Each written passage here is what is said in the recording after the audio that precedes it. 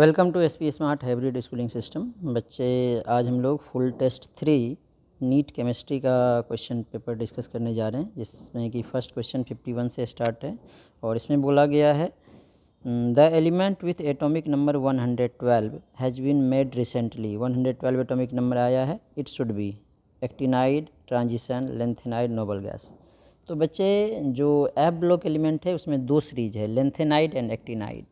तो जो लेंथेनाइड है, लेंथेनाइड में शॉर्ट में एलन लिख रहा हूँ, इसकी एटॉमिक नंबर 58 से 71 होता है, मतलब लेंथेनाइड तो नहीं होगा।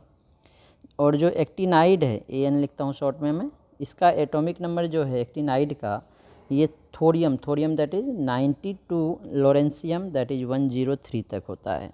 तो 112 इस दोनों रेंज में तो नहीं आता है, मतलब ये लेंथेनाइड एक्टिनाइड नहीं है।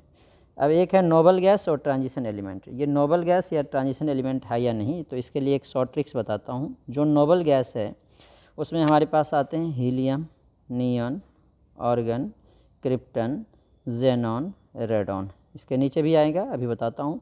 फर्स्ट का एटॉमिक नंबर 2 होता है। अब मैजिक नंबर है हमारे पास 8, मैजिक नंबर है 8, 8, 18, 18, 32। ये ऐड करते जाना है। तो 2 + 8 10 हो गया, 10 + 8 18, 18 + 18 36 + 18 54, 54 + 32 हो गया 86। अब इसमें फिर से 32 ऐड कर लो तो क्या हो जाएगा 118, 118। तो अनऑक्टियम। तो 118 जो है ग्रुप 18 में आ रहा है। तो 117 आ जाएगा ग्रुप 17 में, 116 16 में आ जाएगा। इसी तरह 15, 14, 13, 112 जो कि हमें फाइंड आउट करना है। तो 112 किस में आएगा, ये 18 में आ रहा है, तो ये आ जाएगा ग्रुप 12। और ग्रुप 12 जो है डी ब्लॉक एलिमेंट में है, जिंक फैमिली में है। तो जिंक वाले ग्रुप में, जिंक कैडमियम वाले में है। तो ये ग्रुप 12 जो है डी ब्लॉक में है, इसीलिए ट्रांजिशन एलिमेंट होगा, नोबल गैस नहीं होगा, क्योंकि नोबल गैस में 118 आ रहा है, तो 12 तो आ ही नहीं सकता है। अब नेक्स्ट क्वेश्चन नंबर 52 है हमारे पास। The calculated bond order of super oxide ion O2- H। तो बॉन्ड ऑर्डर के लिए हमने बताया था, अगर टोटल इलेक्ट्रॉन्स 14 होगा तो बॉन्ड ऑर्डर जो है 3 होता है। अब इससे ईच इलेक्ट्रॉन इंक्रीज या डिक्रीज होगा तो बॉन्ड ऑर्डर 0.5 डिक्रीज होगा। जैसे यहाँ पे हमारे पास इलेक्ट्रॉन हो जाएगा 8 × 16 + 1 17 इंक्रीज हो रहा है। तो 15 के लिए 2.5, 16 के लिए 2, 17 के लिए 1.5, तो बॉन्ड ऑर्डर 1.5 हो जाएगा। इस तरह से हम लोग इसे निकाल सकते हैं शॉर्ट ट्रिक से। इसके लिए हमें मॉलिक्यूलर ऑर्बिटल डायग्राम बनाने की ज़रूरत नहीं है। अब नेक्स्ट क्वेश्चन हम लोग ले रहे हैं। तो देखो, जो क्वेश्चन है ये केमिकल बॉन्डिंग का है। विच follows octet rule. FeCl2, Fe में क्या है, Cl2 में Fe पे 2+ है और 2 Cl-। ये तो ऑक्टेट रूल को फॉलो करेगा, क्योंकि इसके लास्ट में 7 इलेक्ट्रॉन है, ये एक गेन करके 8 बना लेगा।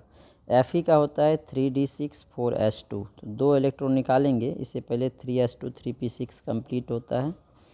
अब ये जब 2 इलेक्ट्रॉन निकल जाएगा तो क्या हो जाएगा, इसके पास 8 और 6 14, तो इसका ऑक्टेट कंप्लीट नहीं होगा। अगर आप इसकी भी बात करोगे, कोवैलेंट बॉन्ड, कभी वैसे मेटल नॉन मेटल है तो आयनिक की बात करेंगे, कोवैलेंट भी अगर बनाएगा, थोड़ा सा कोवैलेंट कैरेक्टर भी होता है, तो क्लोरीन का तो ऑक्टेट कंप्लीट हो जाएगा, लेकिन इसके पास क्या होगा, इसका फिर से ऑक्टेट कंप्लीट नहीं होगा। इसके पास 2 इलेक्ट्रॉन है, तो ये फॉलो नहीं करेगा। सिमिलरली AgCl, सिल्वर जो है, सिल्वर का क्या होता है 3d10, 3d10 के पहले 3s2 3p6 3d10 है।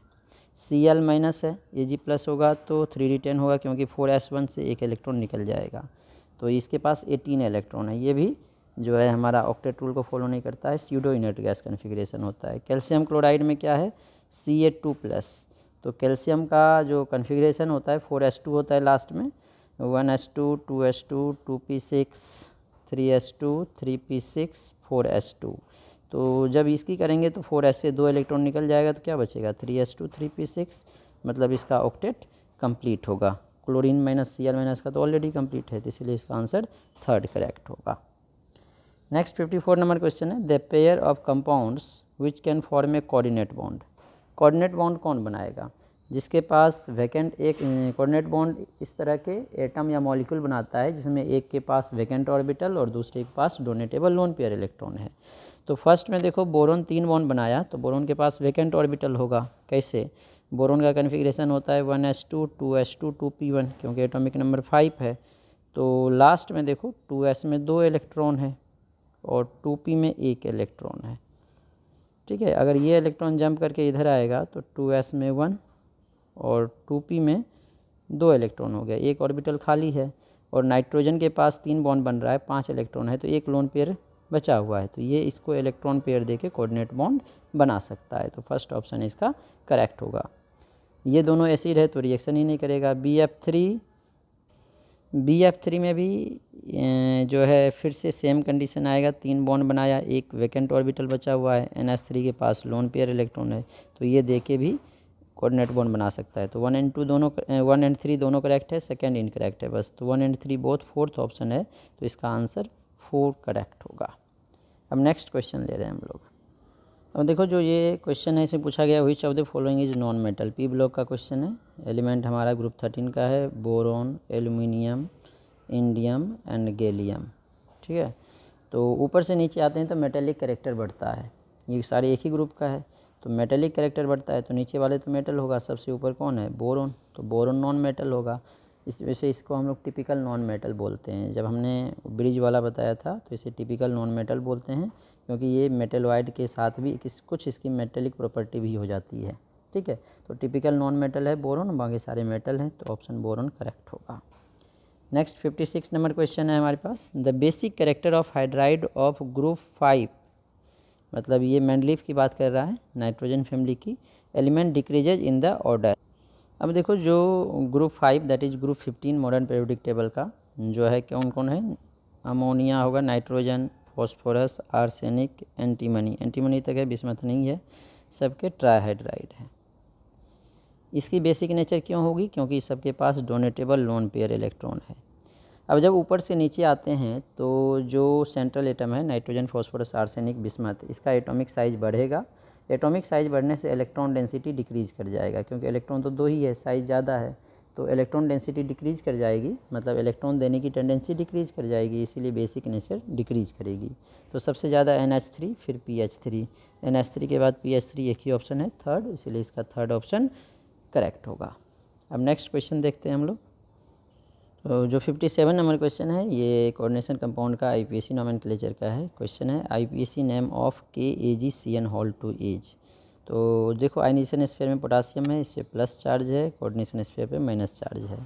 तो नेम लिखने के लिए, IPAC नेम लिखने के लिए सबसे पहले ऑक्सीडेशन नंबर निकालते हैं। एक ही पोटासियम है तो पोटासियम का +1 होता है, सिल्वर का सेंट्रल एटम का निकालते हैं ऑक्सीडेशन नंबर, तो सिल्वर का मान लेते हैं X, साइनाइड का -1 होता है, तो 2 × -1 इक्वल्स टू टोटल चार्ज 0 है, तो हो गया X -2 + 1 -1 0, तो यहाँ से X की वैल्यू +1 आएगी। अब जो हमारा कोऑर्डिनेशन स्फीयर है इस पर नेगेटिव चार्ज है, तो वो वाला रूल लगाएंगे। सबसे पहले हम लोग लिखते हैं कैटायन को, कैटायन कौन है, पोटासियम, तो सबसे पहले लिखेंगे पोटासियम।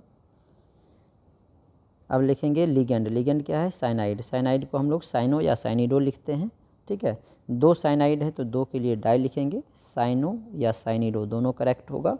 अब कोऑर्डिनेशन स्फीयर पर नेगेटिव चार्ज है इसलिए इंग्लिश नेम नहीं लिखेंगे, जो हमारा लेटिन या ग्रीक नेम होता है उसके लास्ट में ATE लगाते हैं।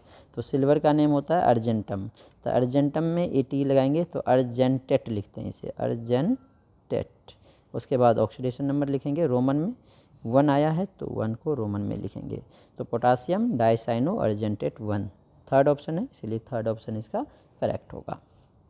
58 है, ionization energy of 5D series elements are higher than those of 3D and 4D series element, this is due to. जो 5D सीरीज है इसका क्या होगा, 5D में आने के कारण इसमें F आएगा, 4F सबसेल आएगा, 4F सबसेल का स्क्रीनिंग इफेक्ट पुअर होता है, जिसके कारण लेंथेनाइड कॉन्ट्रैक्शन होता है, साइज डिक्रीज करता है, इसलिए आयनाइजेशन एनर्जी इंक्रीज करेगा।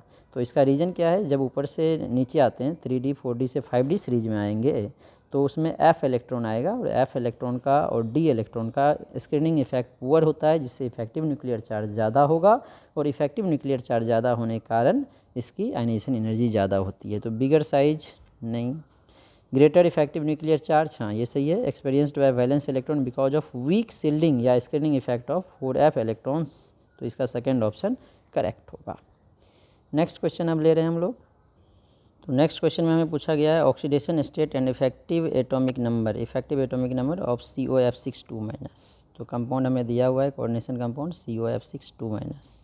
इसमें सबसे पहले ऑक्सीडेशन स्टेट निकालना है हमें सेंट्रल एटम का। तो मान लो X फ्लोरीन का -1 होता है, 6 है तो -6 डायरेक्ट लिख रहा हूँ, -2 तो X की वैल्यू +4 आ जाएगा। अब इफेक्टिव एटॉमिक नंबर निकालना है। इफेक्टिव एटॉमिक नंबर का फॉर्मूला होता है 59 कर रहे हैं, atomic number Z minus oxidation state +2 into coordination number. Z है atomic number, OS oxidation state, CN है कोऑर्डिनेशन नंबर। तो जो हमारा कोबाल्ट है इसका एटॉमिक नंबर फेको 26 के बाद है 27 आएगा, ऑक्सीडेशन स्टेट निकाल लिया 4 +2 इंटू कोऑर्डिनेशन नंबर 6 फ्लोरीन है, फ्लोरीन मोनोडेंटेट लिगेंड है इसीलिए कोऑर्डिनेशन नंबर 6 होगा। तो ये हो गया 27 - 4 + 12 23 12 35, तो 4 and 35 सेकेंड ऑप्शन है इसलिए इसका सेकेंड ऑप्शन करेक्ट होगा। क्वेश्चन नंबर 60 है, which of the following is wrong statement. NiCO4 has 0 oxidation state for निकल। एकदम सही है क्योंकि कार्बन मोनोऑक्साइड न्यूट्रल है और इस पर कोई चार्ज भी नहीं है कॉम्प्लेक्स पे, तो 0 आएगा। NiCO4 +4 ने न्यूट्रल अभी ऊपर बताया 0 होता है तो सेकेंड ऑप्शन इसका करेक्ट होगा। ये भी कोऑर्डिनेशन कंपाउंड का क्वेश्चन था। अब नेक्स्ट क्वेश्चन ले रहे हैं हम। तो 61 नंबर क्वेश्चन में हमें ऑर्गेनिक का है, IPAC नोमेनक्लेचर का। तो द IPAC नेम ऑफ इस कंपाउंड का है। तो देखो ये एमाइड है। अब ये जो है इधर रिंग है इधर चेन है तो एक का ही चेन बोलेंगे, और N पे सब्सटीट्यूएंट है C6H5 फिनाइल। तो N पे जो सब्सटीट्यूएंट होता है इसका पोजीशन हम लोग N ही लिखते हैं, तो N पे आ गया फिनाइल।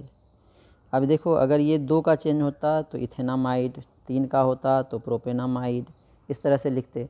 लेकिन ये जो है साइक्लोहेक्सेन है और उसके साथ जो है C1H2 अटैच्ड है कार्बन के साथ, तो इसके लिए हम लोग जो सफिक्स लिखते हैं एमाइड के बदले कार्बोक्जामाइड लिखते हैं।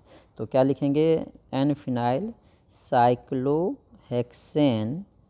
अब आगे C आ रहा है तो E रिटेन करेंगे, 1 कार्बोक्जामाइड या 1 ही भी लिखेंगे तो साइक्लोहेक्सेन में फर्स्ट कहीं पे भी लगा होगा, फर्स्ट पोजीशन ही होगा। तो आप छोड़ सकते हो या लगा भी सकते हो, कोई दिक्कत नहीं है, 1 लगा भी सकते हो छोड़ भी सकते हो, कार्बोक्जामाइड। ठीक है, इसके आगे होगा, यहाँ पे डैश लगाने की जरूरत नहीं, आगे जगह नहीं था तो नीचे लिख दिया। तो N फिनाइल साइक्लोहेक्सेन कार्बोक्जामाइड हमारा ऑप्शन देखो किस में आ रहा है, N फिनाइल साइक्लोहेक्सेन कार्बोक्जामाइड थर्ड है, इसमें 1 नहीं लगाया, छोड़ सकते हैं हम लोग। Next 62 number question hello alkane का है, उर्ज रिएक्शन का। देखो सोडियम और ड्राई ईथर के साथ हेलो अल्केन का जो रिएक्शन करते हैं इसे उर्ज रिएक्शन बोलते हैं। इसमें जो अल्काइल है, ये अल्काइल हमारा क्या है, साइक्लोपेंटेन, ये दोनों आपस में जुड़ जाएगा। ये एक साइक्लोपेंटेन फिर दूसरा साइक्लोपेंटेन भी आपस में इस तरह से जुड़ जाएगा। तो ये वाला ऑप्शन देखो कहाँ गया, फर्स्ट ही है। तो ये 2 मॉलिक्यूल लेते हैं तो ये दोनों जुड़ जाता है, ये दोनों Br 2 Na के साथ 2 NaBr बनाएगा। दिस इज उर्ज रिएक्शन, तो फर्स्ट ऑप्शन करेक्ट होगा। अब नेक्स्ट क्वेश्चन ले रहे हैं हम लोग। अब देखो जो 63 नंबर क्वेश्चन है इसमें दिया गया है, in the preparation of alkanes एक concentrated aqueous solution of sodium और potassium salt of saturated carboxylic acid are subjected to. तो जब हम लोग अल्केन का प्रिपरेशन करते हैं कार्बोक्जिलिक एसिड से और कार्बोक्जिलिक एसिड के सोडियम या पोटासियम सॉल्ट से, तो उसमें 2 प्रिपरेशन है। एक तो है हम लोग डिकार्बोक्जिलेशन कर देते हैं सोडा लाइम के साथ, तो एक कम कार्बन का अल्केन बन जाता है। तो दूसरा जो है उसमें हम लोग कॉल्बेज इलेक्ट्रोलाइसिस बोलते हैं रिएक्शन को, उसमें हम लोग इलेक्ट्रोलाइसिस करते हैं तो एक कम कार्बन से डबल कार्बन का अल्केन बनता है। तो 2 प्रोसेस है, डिकार्बोक्जिलेशन और कॉल्बेज इलेक्ट्रोलाइसिस। तो हाइड्रोलाइसिस से तो बनाते नहीं है, ऑक्सीडेशन भी नहीं है, हाइड्रोजनेशन नहीं है, इलेक्ट्रोलाइसिस होगा। नेक्स्ट है फिर से POC का है, प्यूरिफिकेशन ऑफ ऑर्गेनिक कंपाउंड का question. The principle of column chromatography is. Column chromatography में क्या करते हैं, जो हमारा कॉलम होता है उसके सरफेस पे सिलिका जेल या एलुमिना का एडजॉर्बेंट लगाते हैं, ठीक है, जो कि स्टेशनरी फेज होता है। फिर ऊपर से हम लोग इम्प्योर सैंपल डालते हैं सॉल्वेंट के साथ, तो डिफरेंशियल एडजॉर्प्शन के कारण सारे सब्सटेंस अलग अलग स्पेस में अलग अलग जगह पे एडजॉर्ब हो जाता है। तो ये कैपिलरी एक्शन नहीं है, ग्रेविटेशनल फोर्स भी नहीं है, differential adsorption of substance on the solid phase, ये सही है, थर्ड ऑप्शन करेक्ट होगा। अब नेक्स्ट क्वेश्चन ले रहे हैं हम लोग। देखो ये जो है कार्बोक्जिलिक एसिड का क्वेश्चन हो गया, इसमें हमें हाइड्रोलाइसिस के लिए पूछा है, हाइड्रोलाइसिस ऑफ ट्राइक्लोरोमीथेन, मतलब क्लोरोफॉर्म जिसे बोलते हैं, विथ एक्वस KOH गिव्स ट्राइक्लोरोमीथेन क्या हो गया, CHCl3, 3 chlorine, 1 carbon, aqueous KOH। ठीक है, एक्वस KOH क्या करेगा, हाइड्रोलाइसिस करेगा, Cl को रिप्लेस करता है, 3Cl है तो 3 KOH लेना पड़ेगा, तो CH के साथ 3OH आ जाएगा, इस तरह से आ जाएगा, और 3KCl एलिमिनेट हो जाएगा। अब सेम कार्बन पे अगर 2 OH रहे तो हमने क्या पढ़ा है, ये वाटर को एलिमिनेट करके डबल बॉन्ड O बना लेता है, कार्बन के साथ डबल बॉन्ड O, एक OH और एक H बचा है, तो this is formic acid, option 4 correct होगा। ठीक है, अब नेक्स्ट क्वेश्चन है हमारे पास 66 में क्या पूछा गया है क्वेश्चन में, intermediate produce during Reimer Tiemann reaction formulation will be. तो रीमर टाइमन रिएक्शन में जो इंटरमीडिएट बनता है वो डाइक्लोरोकार्बिन बनता है, तो डाइक्लोरोकार्बिन फर्स्ट है। कैसे बनता है, जो क्लोरोफॉर्म है CHCl3 वो KOH के साथ जब रिएक्शन करता है तो जो हमारा ये OH है, ठीक है ना, इस H को OH और H+ और OH- वाटर एलिमिनेट कर देगा, तो क्या बन जाएगा CCl3-। ठीक है, अब CCl3- हीट करने से Cl- एलिमिनेट करता है, जो K+ के साथ KCl बना लेता है और ये डाइक्लोरोकार्बिन बनाता है। ठीक है, अब नेक्स्ट 67 नंबर क्वेश्चन देखते हैं। देखो जो ये क्वेश्चन है ये बहुत ही अच्छा क्वेश्चन है। इसमें देखो ये H+ है, ये OH- पे अटैक करेगा, इस OH पे अटैक करेगा, यहाँ से OH- H+ के साथ वाटर बन के एलिमिनेट हो जाएगा। फिर जो हमारा कंपाउंड बन जाएगा इसके साथ 2 मिथाइल यहाँ लगा हुआ है, यहाँ से OH- निकल गया तो पॉजिटिव चार्ज बनेगा, और ये जो कार्बोकेटाइन है सेकेंडरी कार्बोकेटाइन है। तो हमने पढ़ा है जब भी कार्बोकेटाइन का फॉर्मेशन होता है तो रीअरेंजमेंट विल बी पॉसिबल, और रीअरेंजमेंट क्यों होगा, due to stability of carbocation. अगर यहाँ से एक मिथाइल शिफ्ट होकर नीचे आ जाए तो ये टर्सरी बन जाएगा, तो इसीलिए इसमें क्या होगा, मिथाइल शिफ्ट यहाँ पे होगा, मिथाइल को Me लिखता हूँ मैं, मिथाइल शिफ्ट होगा, तो क्या बन जाएगा प्रोडक्ट हमारा, यहाँ पे मिथाइल आ गया। ठीक है, यहाँ पे भी एक मिथाइल है, यहाँ पे प्लस चार्ज है। अब ये एडजेसेंट पोजीशन से H+ को एलिमिनेट करेगा, जिसको हाइपर कंजुगेशन भी बोल सकते हो, और ये डबल बॉन्ड का फॉर्मेशन करेगा और मोर सब्स्टिट्यूटेड अल्किन बनेगा अकॉर्डिंग टू सेडजेफ रूल। ठीक है, हीट करने से। ठीक है, अब बोलोगे यहाँ से भी बन सकता था, but that will be minor product, Hofmann product बनेगा, क्योंकि इसमें बेस बल्कि है या नहीं है वो मेंशन नहीं किया है, तो हम लोग जो मेजर प्रोडक्ट बनाते हैं वो सेडजेफ रूल से बनाएंगे, प्रेफरेंस उसी को देंगे अगर बेस मेंशन नहीं किया है तो ये बनेगा मेजर प्रोडक्ट, ऑप्शन 4 करेक्ट होगा। अब नेक्स्ट क्वेश्चन नंबर 68 लेते हैं। 68 नंबर क्वेश्चन में देखो फ्लोरो एसिटिक एसिड है और दूसरा ब्रोमो एसिटिक एसिड है। तो फ्लोरो एसिटिक एसिड क्या होता है, एसिटिक एसिड का मतलब है COOH तो होगा ही होगा, यहाँ पे CH3 होगा, लेकिन एक फ्लोरो है तो एक H के बदले फ्लोरीन आ जाएगा। दूसरा है ब्रोमो तो F के बदले Br आ जाएगा, COOH, ये 2 कंपाउंड है। फ्लोरो एसिटिक एसिड स्ट्रॉन्गर होगा क्योंकि एसिडिक नेचर जो है डायरेक्टली प्रोपोर्शनल होता है -I ग्रुप के, और फ्लोरीन और ब्रोमीन में दोनों -I ग्रुप है, और फ्लोरीन की -I इफेक्ट ज़्यादा होती है, इसीलिए इसकी एसिडिक नेचर ज़्यादा होगी, तो फर्स्ट स्टेटमेंट ट्रू है। Second, acidity depends upon electron withdrawing effect of fluorine and chlorine, ये भी सही है, इलेक्ट्रॉन विड्रॉइंग इफेक्ट पे डिपेंड करता है, -I इफेक्ट पे डिपेंड करता है और -M इफेक्ट पे, जितना ज़्यादा इलेक्ट्रॉन विड्रॉइंग इफेक्ट होगा उतना ज़्यादा एसिडिक नेचर होगा, तो बोथ स्टेटमेंट करेक्ट है, तो फर्स्ट ऑप्शन इसका आएगा। Formation of cyanohydrins from a ketone is an example of nucleophilic addition reaction होता है, सेकंड ऑप्शन करेक्ट होगा। कैसे होगा, कीटोन है RCOR-, साइनोहाइड्रिन के लिए HCN से रिएक्शन बन करते हैं, तो CN- यहाँ पे अटैक करेगा, ये इधर शिफ्ट होगा, तो न्यूक्लियोफाइल अटैक कर रहा है, इसीलिए इसे न्यूक्लियोफिलिक एडिशन बोलेंगे। RC के साथ CN आ जाएगा, R-O के साथ H आ जाएगा, this is nucleophilic addition reaction. अब नेक्स्ट क्वेश्चन देखो, तो क्वेश्चन जो है ये एल्डिहाइड कीटोन चैप्टर का या हाइड्रोकार्बन दोनों का बोल सकते हो। इसमें रिडक्शन के लिए पूछा है, C+O को CH2 में रिड्यूस करना है, तो कैटालाइटिक रिडक्शन तो नहीं होगा क्योंकि कैटालाइटिक रिडक्शन में पाई बॉन्ड टूट के H ऐड हो जाता है, तो O के साथ H, C के साथ H, OH बनाएगा।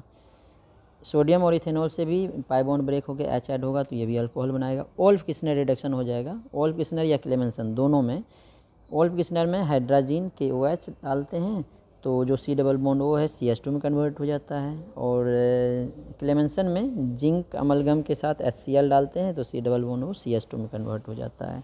तो थर्ड ऑप्शन करेक्ट होगा। LiLH4 भी OH बनाएगा। तो ये तीनों ऑप्शन अल्कोहल बनाएगा, फर्स्ट सेकेंड फोर्थ, और थर्ड जो है ये अल्केन बनाएगा, CH2 में कन्वर्ट करेगा। तो थर्ड ऑप्शन करेक्ट होगा।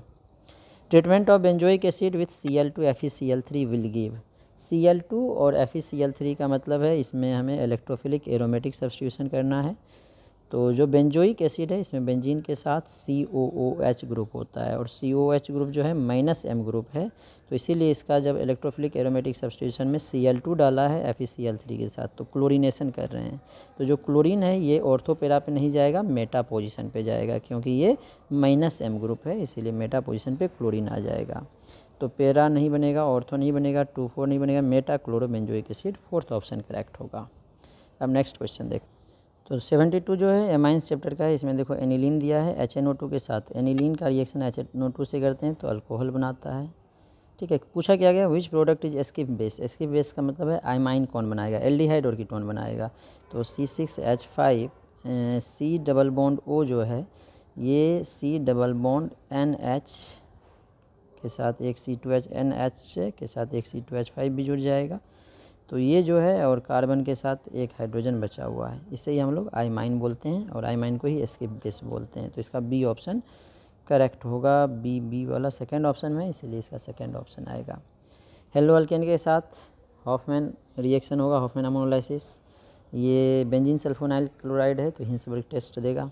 ठीक है, नेक्स्ट 73 है इन ग्लूकोज में क्या क्या होता है पूछा गया है।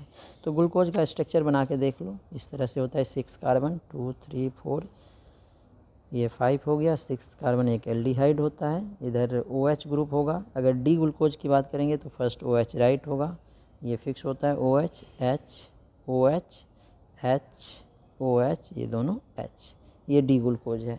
ठीक है, एल करते हैं तो कुछ नहीं होता है, ये वाला लास्ट वाला जो OH है इधर आ जाता है, H इस साइड आ जाता है। तो 5 OH ग्रुप 1 2 3 4 5 करेक्ट है। 4 सेकेंडरी 1 प्राइमरी अल्कोहल, ये सेकेंडरी है, ये सेकेंडरी है, ये सेकेंडरी, 4 सेकेंडरी, ये प्राइमरी है, ये भी करेक्ट है। 1 एल्डिहाइड भी प्रेजेंट है, तो all of the above correct होगा, ऑप्शन 4। नेक्स्ट क्वेश्चन देखें। तो जो 74 है एटॉमिक स्ट्रक्चर का क्वेश्चन है the nodes present in 3p orbitals are. 3p का मतलब है n की वैल्यू 3 है और l की वैल्यू 1 है। तो l 1 है इसलिए एंगुलर नोड 1 होगा, और रेडियल नोड जो है क्या होता है n माइनस l माइनस 1, तो 3 माइनस 1 माइनस 1, तो ये भी 1 होगा। रेडियल एंगुलर दोनों 1 1 है, मतलब स्फेरिकल, रेडियल को ही हम लोग क्या बोलते हैं स्फेरिकल, एंगुलर को प्लेनर, मतलब स्फेरिकल और प्लेनर भी एक एक होगा। तो फर्स्ट ऑप्शन करेक्ट होगा। नेक्स्ट क्वेश्चन है in hydrogen atom x is the radius of first Bohr orbit. ये भी आपका जो है एटॉमिक स्ट्रक्चर का था, ये भी एटॉमिक स्ट्रक्चर का है। Bohr orbit de Broglie wavelength of the electron in third Bohr orbit. तो डी ब्रोगली वेवलेंथ की वैल्यू इसमें आपको पूछा गया। तो सबसे पहले क्या करना है, आपको फर्स्ट ऑर्बिट का रेडियस दिया है, r1 की वैल्यू x है, तो r3 की वैल्यू निकालनी है। तो देखो रेडियस का फॉर्मूला होता है 0.529 इंटू n²/z। अब हाइड्रोजन एटम है तो z की वैल्यू 1, तो ये जो है कांस्टेंट इसको r0 मान लो। r की वैल्यू क्या होगी r0 इंटू, या सिंपल कर लो r, इसकी वैल्यू आपको x दिया हुआ है r, ठीक है ना, r0 मानने की ज़रूरत नहीं है, डायरेक्ट ही हो जाएगा। तो 0.529 इंटू n² 1² z की वैल्यू 1, तो x की वैल्यू हो गया 0.529। अब r3 का वैल्यू क्या होगा 0.529 इंटू n²/z फार्मूला लगाओगे, तो 0.529 की वैल्यू x है, n थर्ड ऑर्बिट है तो 3a², z की वैल्यू 1, तो 3 का स्क्वायर 9 इंटू x 9x हो जाएगा। ठीक है, अब लेमडा क्या होता है h/mv। इसमें रेडियस तो है नहीं, तो रेडियस हमें निकालना पड़ेगा। तो रेडियस कैसे निकालोगे एंगुलर मोमेंटम से। mvr क्या होता है nh/2π। ठीक है, तो m इंटू वी को क्या लिखोगे nh/2πr। ठीक है, तो यहाँ से mv की वैल्यू क्या हो जाएगी, n की वैल्यू थर्ड ऑर्बिट में 3, h/2π, r की वैल्यू कितनी आई 9x, यही आ जाएगी। ठीक है, अब इसको सॉल्व कर लो, इसको 3 से कट भी कर सकते हैं, 3 3 जा 9, तो h/3 2 जा 6 πx। तो वैल्यू पुट कर दो lambda equals to h/h divided by 6πx, तो एच एच कैंसिल हो जाएगा, ये ऊपर चला जाएगा, तो लेमडा की वैल्यू 6πx आ जाएगा। ठीक है, तो 6πx ऑप्शन ढूंढो, 6πx सेकेंड ऑप्शन है, इसीलिए इसका सेकेंड ऑप्शन करेक्ट होगा। अब आगे क्वेश्चन नेक्स्ट वीडियो में देखेंगे।